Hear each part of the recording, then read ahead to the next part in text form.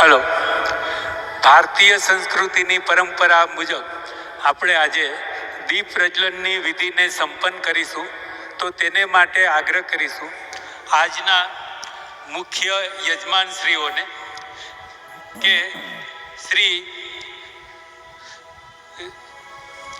બહેન Shrimati Pushpa બિંદલજી, ચીડીપાલ industries limited અમદાવાદથી, શ્રી ઢાલુરામ મંગલાણીજી મણિનગરથી, શ્રીમતી પ્રતિમા સિન્હાજી ગાંધીનગરથી, આ મુખ્ય યજમાનશ્રીઓને નિવેદન કે તેઓ આગળ દીપ પ્રજ્વલનની વિધિને સંપન્ન કરવા માટે સ્ટેજ પાસે આવે. સાથે સાથે આજના ઉત્સવ યજમાન છે શ્રી ભરતકુમાર ગુલાબદાસ બ્રોકર, અગ્રણી વેપારી છે સરદારનગરથી, શ્રી ચતુરભાઈ મકાભાઈ સોલંકી પાટણથી, શ્રી વિનોદ કુમાર મીણાજી સરસપુરથી. આજના દૈનિક યજમાન શ્રીઓ છે શ્રી પ્રકાશ મંગલાનીજી નોબલનગરથી, શ્રીમતી મલ્લિકા માલા મોટેરા, શ્રીમતી સુચિ રાવત જામનગરથી.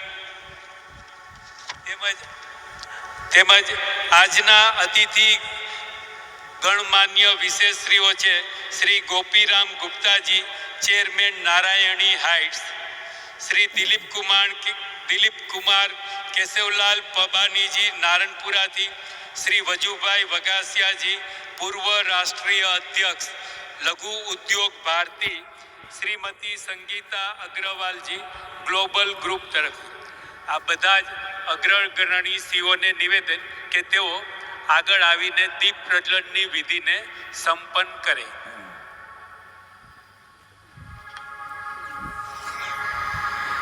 बोलिए सियावर रामचंद्र महाराज की, सच्चे दरबार की। और आज श्री जानकी जी का वक्तव्य हमें उसी नारायणी स्वरूप से अवगत करवा रहा है कि हमारे भीतर में कितनी अनंत शक्तियां छिपी हुई हैं। आज स्वयं लक्ष्मी माँ गौरी का पूजन करने के लिए बढ़ रही है। यूं तो गोस्वामी तुलसीदास जी कहते हैं कि माँ के नव रूप हैं। श्री जानकी जी गौरी मंदिर में जा रही हैं, लेकिन गोस्वामी तुलसीदास जी व्याख्यान देते हुए कहते हैं यूं तो माता के नव रूपों का जो वर्णन है वो हमारे शास्त्रों में आता है, और जिनकी पूजा हम नवरात्र के दिनों में करते हैं।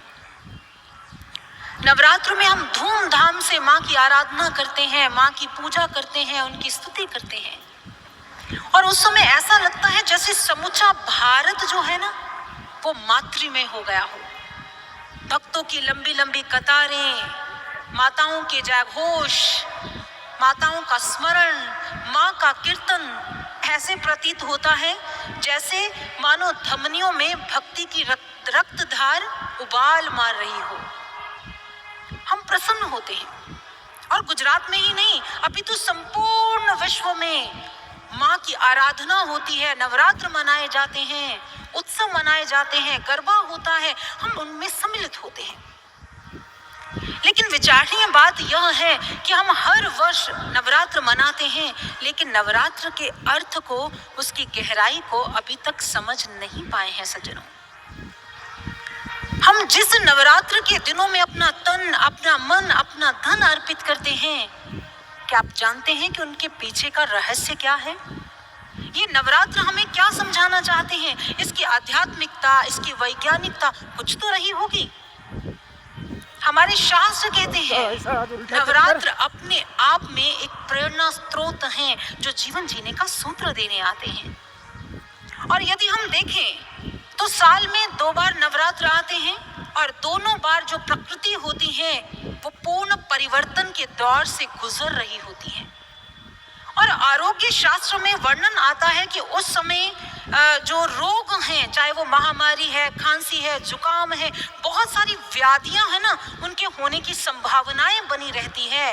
और इस बात को हमारे उच्च कोटि के ऋषि जो हैं, वैज्ञानिक ऋषि, वो पहले से ही जानते थे। यही कारण है कि उन्होंने व्रत का प्रावधान बनाया।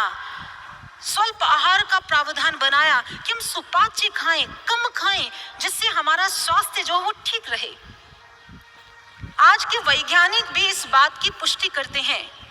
एक वैज्ञानिक हुए हैं, उन्होंने कहा कि मात्र भारत में नहीं, संपूर्ण विश्व में प्रकृति परिवर्तन के दौर से जब गुजरती है, उस समय प्रत्येक व्यक्ति को अपने खान और पान पर विशेष ध्यान देने की आवश्यकता है। और उन्होंने कहा, मैं हैरान हूं कि भारत भूमि पर ऐसे वैज्ञानिक ऋषि हुए हैं, ऐसे उच्च कोटि के ऋषि, जिन्होंने व्रत का प्रावधान बनाकर संपूर्ण मानव जाति का मार्ग प्रशस्त किया है। उन्होंने ये बात बहुत वर्ष पहले कह दी। वो प्रभावित होते हैं और हमारी संस्कृति से वैज्ञानिक पाश्चात्य संस्कृति के विद्वान सीखते हैं, और हमारी विडंबना है हम अपनी ही भारतीय संस्कृति से कुछ सीख ही नहीं पाते हैं। एक वैज्ञानिक हुए हैं एस वर्मा, उन्होंने कहा कि जिस समय प्रकृति परिवर्तन के दौर से गुजरती है, उस समय जब हम ध्यान करते हैं, उपवास करते हैं, तो उसका सिर्फ तन पर नहीं, हमारे मन पर भी सकारात्मक प्रभाव पड़ता है। यही कारण है कि हमारे ऋषियों ने उस समय ध्यान के प्रावधान को हमारे समक्ष में रखा। लेकिन यदि हम नवरात्रों की आध्यात्मिकता की ओर विचार करें, तो हमारे शास्त्र कहते हैं कि इस दौरान माँ ने महिषासुर नामक राक्षस का अंत करने के लिए 9 दिन तक युद्ध किया और 10वें दिन उसका अंत कर दिया। और उसके पश्चात हम ये नवरात्र बनाते हैं, एक एक युद्ध एक एक दिन का प्रतीक है। तो क्या कभी आपने विचार किया, ये नवमी, ये जो 9 दिन हैं, इसका कौन सा गहरा सूत्र हमारे जीवन के साथ जुड़ा हुआ है? हमारे महापुरुष कहते हैं, हमारे भीतर भी कुंठाओं से, विकृतियों से, मन के द्वारा उत्पन्न वृत्तियां जो हैं, वो महिषासुर हैं, जो हमारे भीतर में गहरी बैठी हुई हैं और इन 9 इंद्रियों के माध्यम से भीतर प्रवेश करती हैं। और इन 9 इंद्रियों के माध्यम से ही हम बाहरी दुनिया के साथ कनेक्ट होते हैं, बाहरी दुनिया के लिए आकर्षित हो जाते हैं। लेकिन हमारे शास्त्र कहते हैं, इसी देह में 10वें द्वार पर वो माँ चैतन्य शक्ति, वो ब्रह्म स्वरूपिणी यहाँ वास करती है। और जिस समय हम गुरु की कृपा से अपने भीतर उतरेंगे, उस आत्म तत्व को जागृत करेंगे, सुषुप्त आत्मा को प्रकटीकरण होगा, उसके पश्चात हमारे भीतर में जो बैठे हुए विकार हैं, वासनाएं हैं, वैमनस्य हैं, वो धीरे धीरे खत्म होते चले जाएंगे, धीरे धीरे उनका अंत होता जाएगा। वास्तव में ये नवरात्र साधक की साधना पथ की यात्रा है, जो एक एक इंद्रियों पर विजय प्राप्त करता हुआ साधक ब्रह्म ज्ञान के द्वारा यहाँ त्रिकुटी के मध्य उस ब्रह्म तत्व में स्थित हो जाता है। और यही वास्तव में विजयदशमी है। हम बहुत मनाते हैं, और गुजरात में तो खासकर गरबा को बहुत महत्व दिया जाता है। हम नाचते हैं, गाते हैं, लेकिन क्या आप जानते हैं गरबा क्यों मनाते हैं? हम गरबा खेलते हैं, गरबा मनाते हैं, लेकिन गरबा के गूढ़ तत्व को नहीं समझते। हम गरबा कैसे खेलते हैं? हम गरबा खेलते हैं सर्कल में, खेलते हैं ना, और उस सर्कल के बीचों बीच हम क्या रखते हैं? गर्भ दीप रखते हैं, जिसमें एक दीप प्रज्वलित होता है, जल रहा होता है। तो जिस समय हम सर्कल में घूमते हैं, वास्तव में ये सर्कल हमारी 84 लाख योनियों का सर्कल है। वृत्त में हम घूमते रहते हैं, जन्म लेते हैं, मरते हैं, फिर जन्म लेते हैं, मरते हैं, लेकिन एक तत्व है जो सदैव स्थिर बिंदु है, जो स्थिर रहता है, वो है गर्भ दीप, वो ज्योति, वो प्रकाश, जिसे हम ब्रह्म स्वरूपिणी माँ कह ले या ब्रह्म प्रकाश तत्व कह ले, वो स्थिर रहता है। और ये गर्भा बाहर खेलने का विषय ही नहीं है, ये भीतर उतरने का भी विषय है। जब हम उस स्थिर गर्भ दीप को अपने भीतर में जान लेंगे, उस चैतन्य शक्ति को जान लेंगे, तो जो वृत्त है ना, जो सर्कल में हम जन्म मृत्यु के घूमते रहते हैं, हम उससे मुक्त हो जाएंगे। फिर हम भक्ति भाव से, प्रेम भाव से, ज्ञान भाव से, आनंद भाव से उस माँ को रिझाने के लिए फिर नृत्य करेंगे, फिर माँ को रिझाने के लिए स्तुति करेंगे। ये परम अवस्था है सज्जनों, ये परम अवस्था है। और इस पवित्र भूमि पर माँ के अनन्य भक्त बैठे हैं, क्योंकि गुजरात में आए हैं और गुजरात का लोक नृत्य गरबा है। जब गरबा खेला जाता है तो माँ को याद किया जाता है, माँ को स्मरण किया जाता है, उसका वंदन किया जाता है। आए हम भी इस पवित्र भूमि में माँ का स्मरण करते हुए कहे, माँ कहीं ऐसा ना हो नवरात्र आए और चले जाएं, लेकिन हम आपके तत्व स्वरूप से अनभिज्ञ रह जाएं। हे माँ, हम पर इतनी दया करो कि आपको तत्व से जानकर, आपको भीतर से जानकर, भीतर उतरकर फिर हम आनंद से गरबा खेलें, फिर हम आपको याद करें, फिर अपनी भक्ति की शुरुआत करें। आइए सभी मिलकर माँ का आराधन करते हैं, माँ का चिंतन करते हैं और उनके चरणों में बारंबार नमन करते हैं। और कैसे करना है, आइए एक भजन के माध्यम से सुनते हैं। आइए।